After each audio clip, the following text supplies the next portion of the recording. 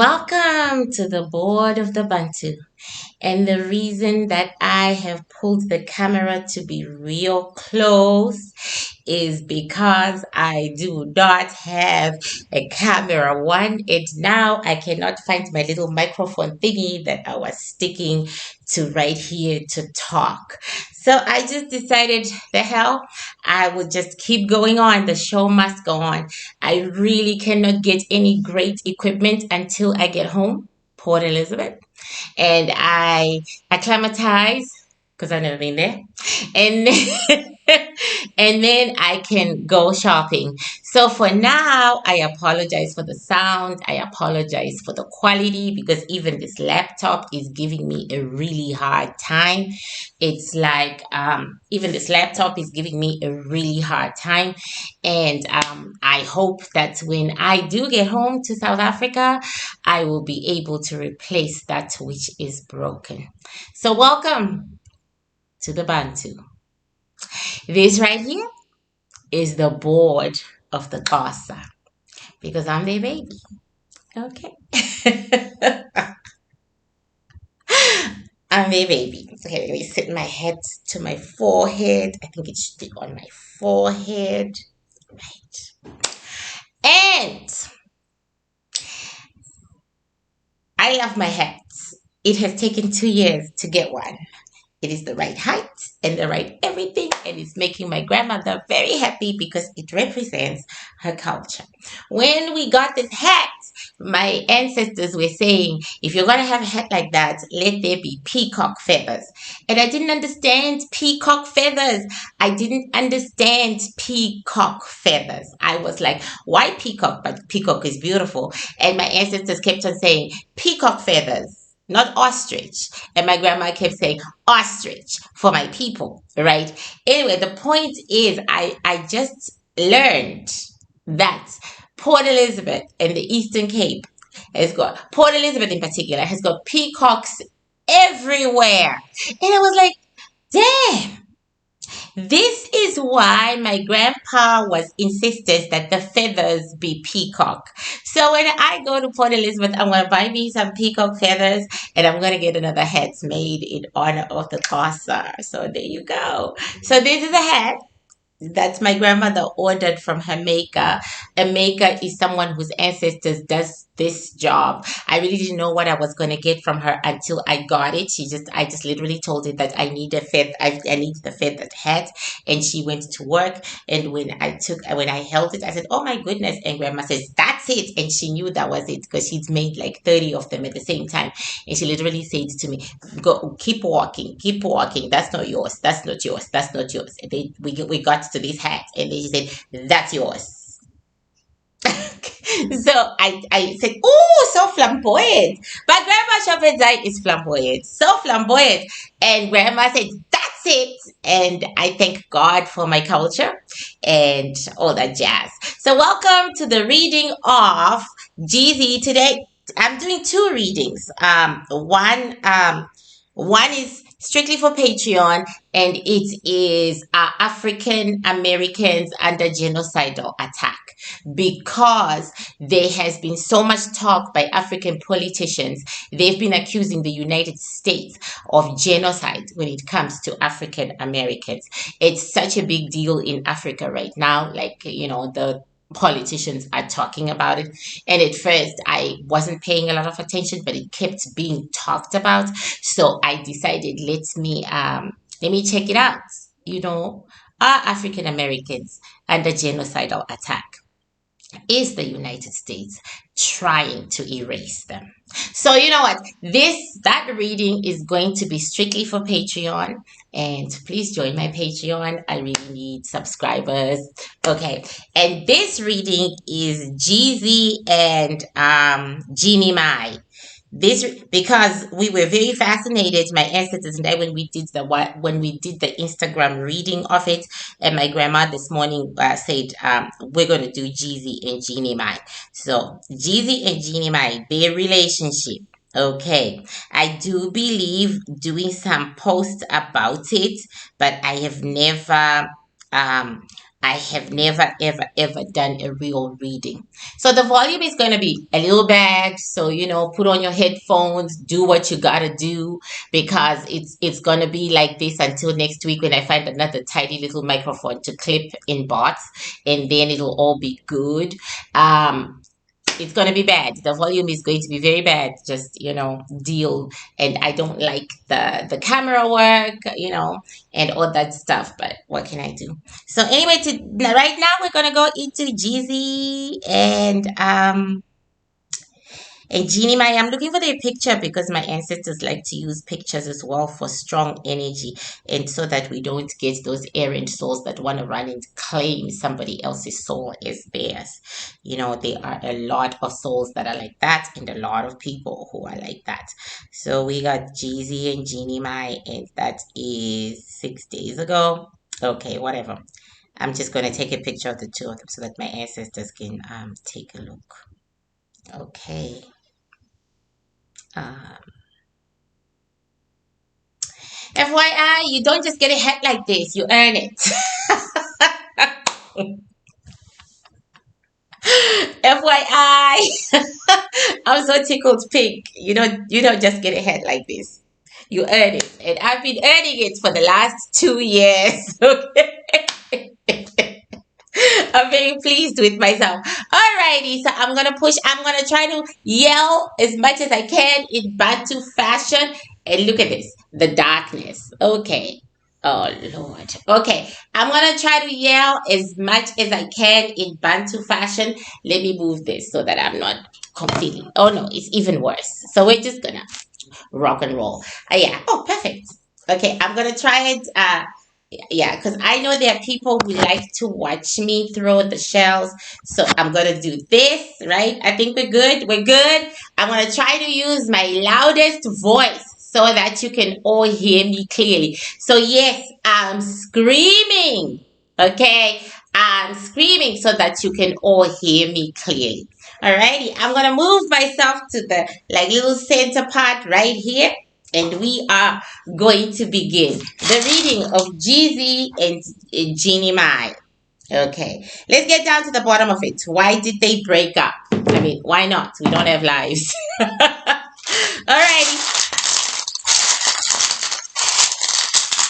Did I introduce my grandmother's new walking stick? Her makeup of stuff gave me a new one. Right. And she said to me, don't fight.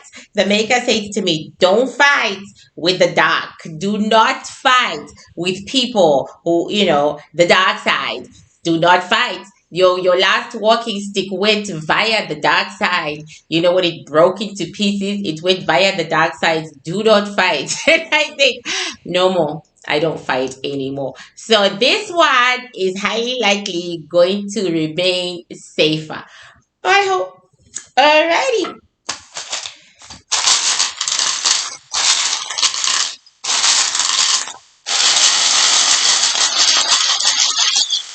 Jeannie.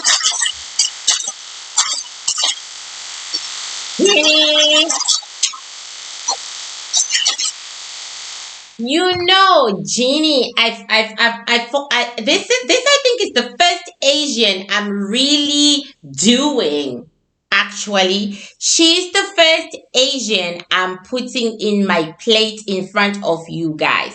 I've had a couple of Asian clients, but this is the first Asian I'm throwing in front of you guys. Maybe I don't remember, and you will have to remind me. But this is the first Asian I know. Right. Anyway, Jeannie walked into the plate first. Her shoulders were hunched like this, and she, like a wet blanket. And then she came and then she sat down. Then she started wiping away the tears. So this divorce, this separation is something that her soul did not want. She just said it to me. How could it happen? What did I do wrong? That's like the national anthem of a woman, every woman who is surprised with a divorce. Right. But this is what is very interesting, and why I mentioned that this is the first Asian I've like done this in front of you. This is the interesting part. It's like she came in a box cylinder like. And then she sat down, and then the other side went woo, right? But then the side where Jeezy or the other half would usually sit, right, has been blocked off by that box cylinder light thing, like a straight line of light. I'm just going to call it light. It can be anything, but it's been, and I'm finding that so fascinating because Asian metaphysicality is not the same as ours. White people and black people have the same metaphysicality, but Asian metaphysicality is interestingly different. Okay, so now I'm calling in the one who brought the tears, Jeezy, because she is in a state of shock. She is trying to show a good face, and she says she just can't. She just can't. She loved him so much. She still loves him. She doesn't understand what the problem was. They had issues, they had problems, but they worked them out. The one thing that she and Jeezy had that she never had with any other man was communication. Then she says the bad sentence for any woman who is in a long-term relationship. He was my best friend. In fact, he is. And I hope to keep that long after he has walked away from me.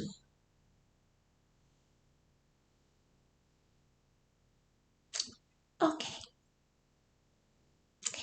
Now we're calling Jeezy, and Jeezy really loves publicity. He loves publicity. He loves fame because I haven't even shaken him, and I just say Jeezy, but now I'm in the metaphysical myself, right? I say Jeezy, and he can run it. He can run it like an Olympic sprinter. Okay. There's something really sexy about this energy. This energy is very irresistible to women because I'm beginning to start giggling just by looking at him, right? Okay, Jeezy. Jeezy. Jeezy. And like a jet flash, he slides into my plate. No, seriously. It's lit.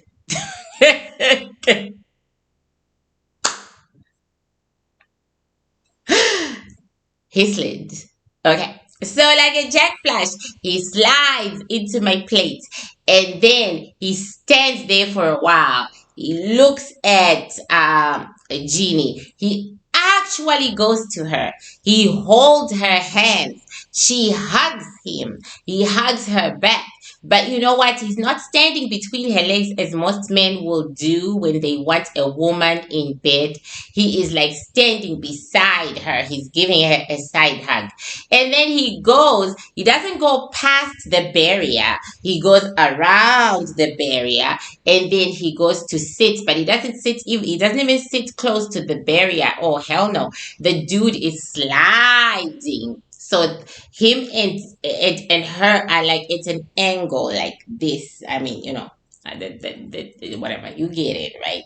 They're like at an angle. They're not seeing each other through the barrier, but so he turns towards the barrier like to be looking at her, but she's looking the other way.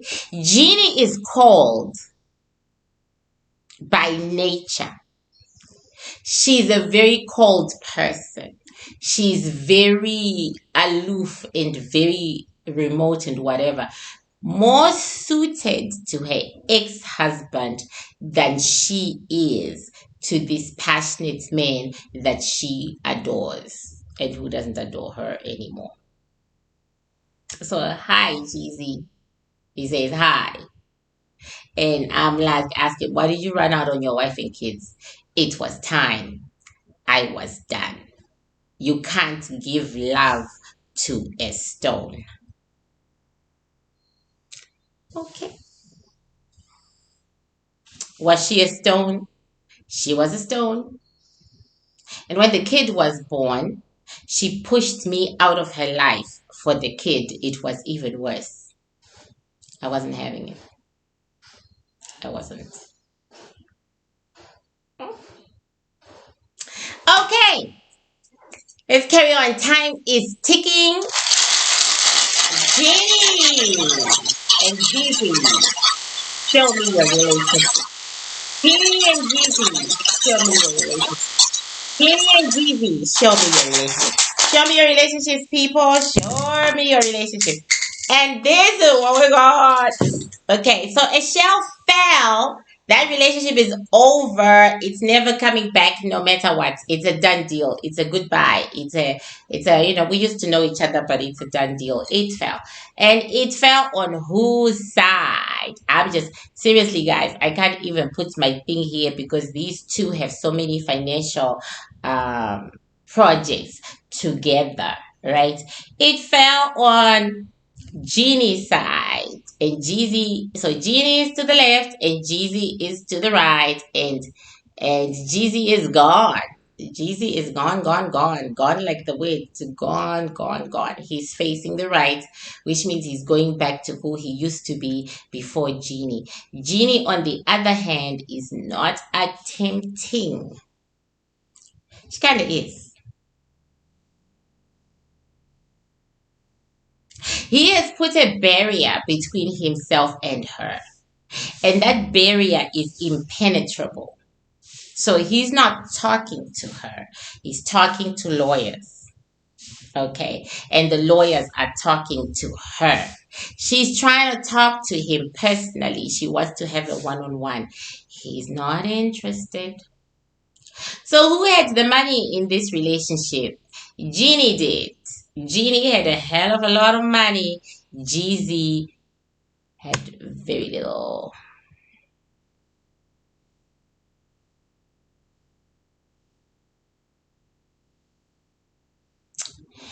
And Jeezy is taking money from her in this divorce. So basically, okay, so basically, they had a prenup in which, in the event of a divorce, Jeannie was going to pay him money because Jeannie has a lot of money and it goes back a long way. Yeah, you can see it, but it goes back a long way. Like she inherited money, blah blah. This girl, I don't know what stories she's been telling the world for her to be famous, but this girl came from wealth, one of the greatest Asian wealth America probably has, because she has a lot of money. He has very little. And a prenup was done in which he gets money from her in the event of a divorce. And now he is collecting, she is fighting back. Her lawyers are fighting back. She's going to win. He is going to walk out of this marriage with the least amount of money ever. She's going to win. Her lawyers are smarter than his. She's going to win. He's not going to be able to break that prenup in order to get more money from her. He's not.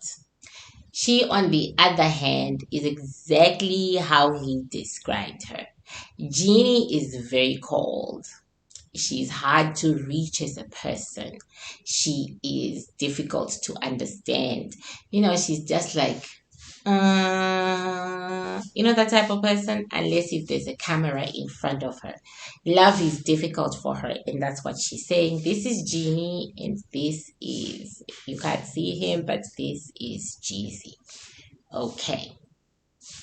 So basically, Jeezy was kind of living off Jeannie. And Jeannie has blocked her finances. There's like a whole straight line of blockages right here. And he's just taking two little pieces with him on his way, but these were originally his. Whether they like it or not, they're going to have to give him two other pieces, whether they like it or not, but they're certainly trying to stop that from happening.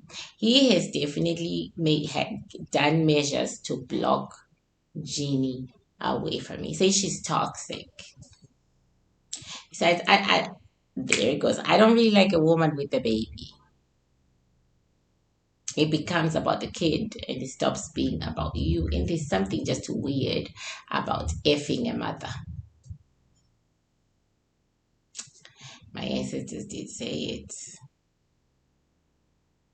So are you like running away because she just had a baby?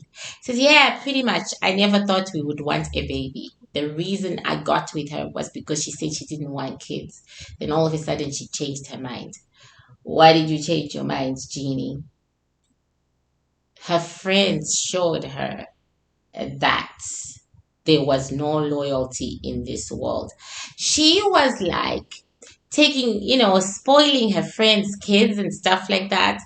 And an incident happened where she realized that she was not the mother of this kid, and spoiling this kid was not like brownie points. Nobody was ever going to appreciate it.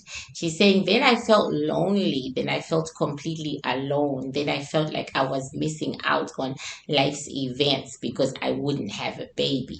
I convinced him to have a baby with me. It's not like I went and I did it by myself because this was in vitro. He knew what he was doing. He knew what he was taking on. He wanted me to use a surrogate, but I refused. You know what? It doesn't matter what you do. You can never really get to know a person for who they are. So for uploading purposes, here in Botswana, where it is very difficult to upload, I will stop here and I will finish it on Patreon. Okay, because editing is not so easy when you don't have great internet. So for YouTube,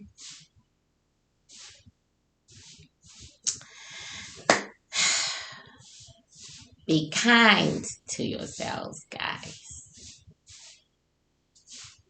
Be gracious and loving to you. You are that important. And as I say these words, I remind myself as well. Because phase two in my healing from the trauma of the last few years is loving myself. So be kind to you. And I hope to meet you on Patreon because I really could use the support. Bye.